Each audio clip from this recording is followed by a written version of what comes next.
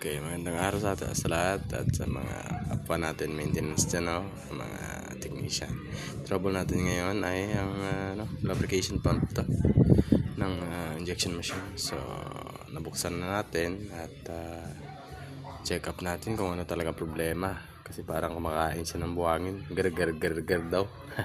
So, ayan. Siniwalay natin, no? Tingnan natin tong gear ng motor. So, pinaikot-ikot natin. Yan. Tuyok-tuyok. Yan. Tingnan natin. Okay naman siya. Wala problema. So, sa natin tingnan yung iba pang gear. Ayun. Nakita ng salarin. Ayan. Pingas. Na-broken na yung gear.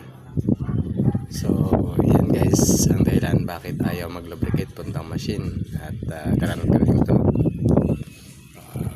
Parang kumakain ng buhangin. So yan nga naging problema niya. So pag iikot-ikot mo, wala. Tumitigil ng ibang gear kasi wala siyang ngipin. Ayan. So kailangan itong palitan ng bago. So suggest nung boss natin na OPA pa-repair daw. So tingnan natin kung kaya i-repair. So bigay muna natin to kay boss.